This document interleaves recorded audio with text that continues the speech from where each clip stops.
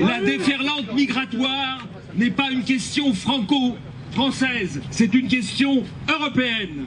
Il ne faut pas opposer les pays européens les uns aux autres. Le vrai clivage oppose les peuples d'Europe aux oligarchies dirigeantes qui les trahissent, oligarchie financière, oligarchie médiatique, oligarchie politique. Il nous faut être solidaires du peuple allemand qui subit la dictature Merkel. Oui, le régime de Merkel est une dictature. La dictature Merkel qui veut imposer le changement du peuple allemand sans l'avoir consulté, ni consulter son Parlement, ni les États fédérés. La dictature Merkel qui veut censurer Facebook et les réseaux sociaux. La dictature Merkel qui s'oppose aux manifestations contre sa politique migratoire. La dictature Merkel qui utilise les méthodes d'infiltration et de provocation de la police politique.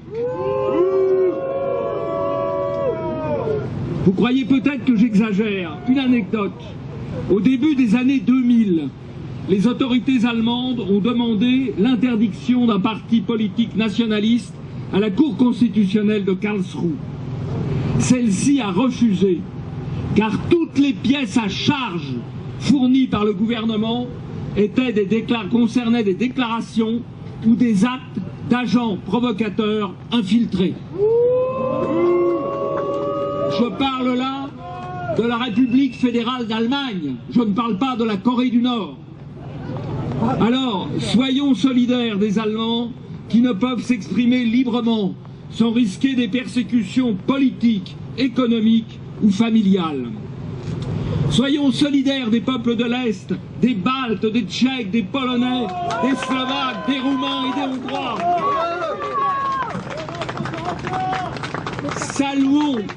Saluons le courage de Viktor Orban.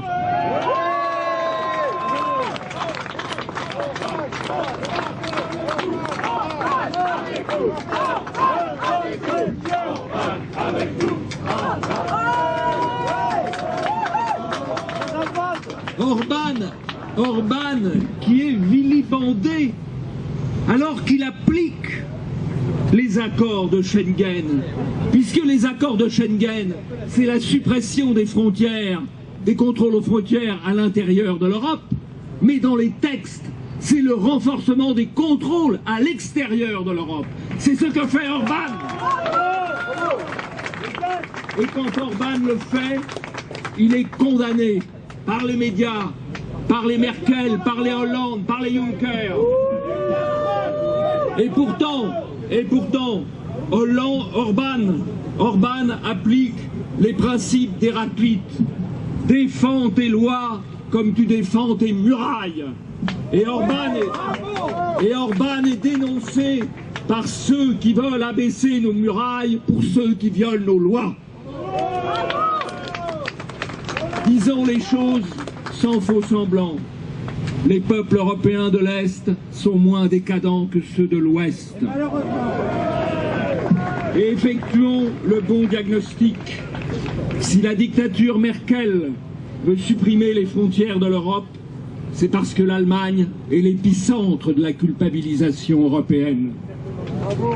Ce qui nous ronge, nous Français, nous Européens, c'est cette ignoble culpabilisation.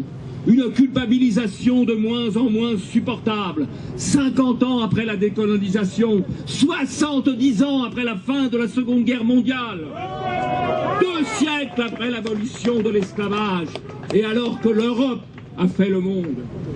Finissons-en avec les heures soi-disant les plus sombres de notre histoire. Soignons l'âme de l'Europe de ce mal qui la ronge. Ce qu'il nous faut, ce n'est pas seulement un changement de cap politique, c'est un réveil de la conscience européenne. Retrouvons l'être des peuples contre l'avoir des marchands. Retrouvons le sens de la longue histoire contre les tenants de la rupture et les voleurs de mémoire. Retrouvons le sens de la communauté de destin contre les délires de l'individualisme roi. Retrouvons la fierté de notre passé et balayons les mauvais apôtres de la repentance. Retrouvons l'indépendance des États abandonnés par des gouvernements fantoches au service de puissances étrangères. Osons les mots. La première cause de l'invasion migratoire, c'est la trahison des élites. Et la seconde, c'est l'oubli de nos devoirs envers nos pères, notre civilisation et notre culture. Et nos enfants! Méditons pour finir cette phrase du géopoliticien Hubert Védrine, ancien ministre des Affaires étrangères français de Mitterrand. Un recours à la force sera, à un moment ou à un autre, inévitable.